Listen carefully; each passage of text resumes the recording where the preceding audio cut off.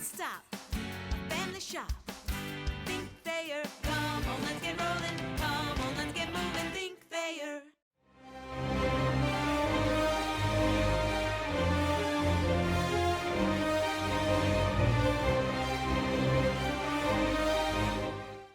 Hello and welcome to Falcon Weekly here on BGSUFalcons.com. I'm Evan Pivnik, joined by the head coach of the Bowling Green Falcons, Chris Bergeron. Coach, you had yourself a nice weekend, senior weekend, two wins against Ferris State, able to have some momentum going into the last regular season series of the weekend down in Huntsville. Just what did you like from the weekend as a whole? Well, like the two results for sure. We showed some resiliency again. I think both nights we kind of got punched in the face a little bit and had to pick ourselves up and keep playing. And, you know, our group has been a 60-minute group. That doesn't mean they've been great 60 minutes for sure, but we obviously want to put together more good minutes, but we don't quit, at least not very often. And if you were to ask me after the first minute of the second period on Friday night, down 2-0, if we were going to walk away with 2 wins like we did, I don't know if I would have been able to say yes. I mean, Ferris State came out really playing well on Friday night. I don't think we played poorly, Evan. I don't. We had 15 shots the first period Friday, and we had 5 or 6 pretty good chances. Came away empty, and all of a sudden, first minute in the second, we're down 2-0. But our group found a way to make a play. Tyler and Mitchell made a play on a 2-on-1 that comes to mind, and we scored, and then, you know, that momentum carried us through that night. And then senior night, you know, it's 1-1 going in the third. We give up a goal the first minute of the third. Unfortunately, a trend that's happening, and we have to stop that. But we found a way to score 5 of our own in that period and kind of win the game going away. So obviously, looking back, it was a huge weekend, huge 4 points, momentum, beating a really, really good team, clinching home ice for the playoffs. Lots of positives came from that weekend for sure. You mentioned Tyler Spezia and Mitch McLean. They had themselves a great weekend, the two of them on that line. What'd you like from their play? Well, as I said after the game Saturday, I think when Tyler's skating and when Mitchell has the puck on his stick, it's you know, that's when they're at their best. And obviously they got results. You know, they got rewarded for their hard work. There are guys that have been playing together for the better part of 2 years. They kill penalties together. You know, you look at Mitchell's second goal on Saturday night. It's just an effort. He beats the defenseman out of the corner, goes to net, gets rewarded. Tyler makes a big-time play on Mitchell's first goal where he's skating in the O-zone, makes a play to Sean.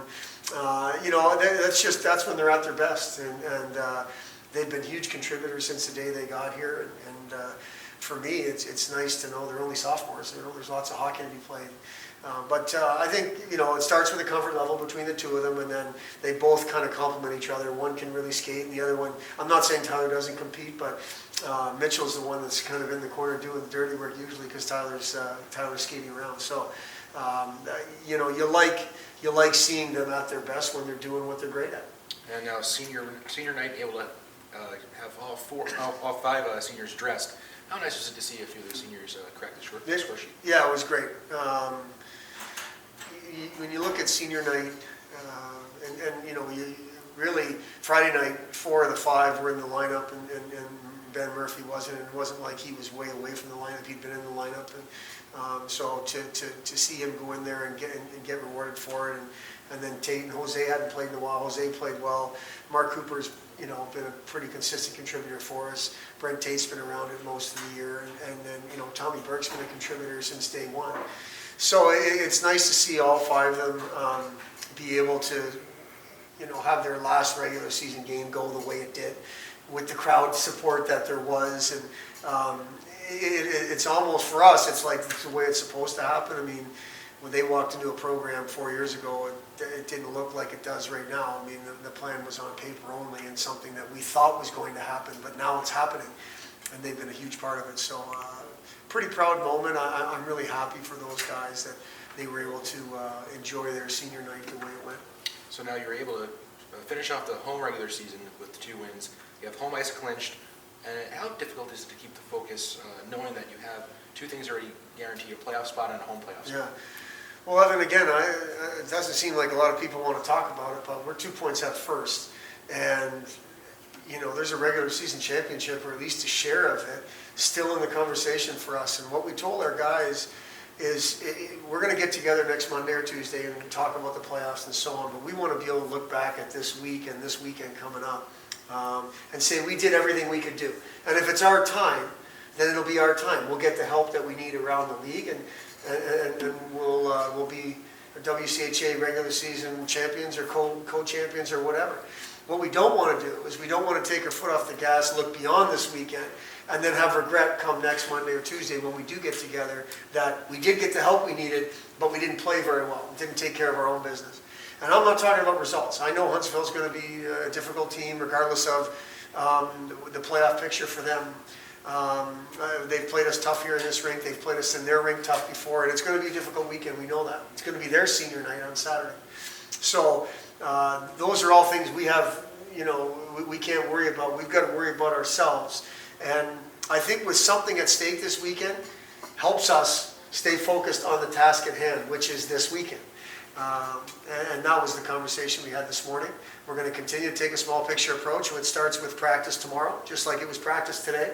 And then we'll get on the bus Thursday and go to Huntsville with the mindset we've got a business trip. And I've got no reason to believe our older guys won't have our team ready to go come Friday night with what's at stake. Now, how special is it for you and the coaching staff to be able to say that you're playing for something else besides just a playoff spot and a home playoff spot this weekend? Well, it's huge. I mean, we didn't have the realistic conversation 5-6 years ago. Wasn't this? We were in 11th place, and we're going to play this team on the road, and we're going to, kind of salvage a season. We've put together a couple good seasons in the WCHA to this point. I consider this one another good season in the WCHA. We still a couple things to be decided, and to be still in that conversation with 2 games to go that was when I talk about the plan on paper, Evan. That's the plan, to be in the conversation for championships. Come down to the last weekend of the regular season, and we're in that conversation. So what we've told our guys is let's take advantage of it. Let's wrap our arms around the opportunity and not have any regrets as we move forward. Well, Coach, I always appreciate the time. The Falcons and the UAH Chargers down at the Von Braun Center in Huntsville, Alabama, Friday night and Saturday night. Again, Coach, appreciate the time. Best luck this weekend. Thanks for having me. And we'll talk to you next week. Sounds good. Appreciate it.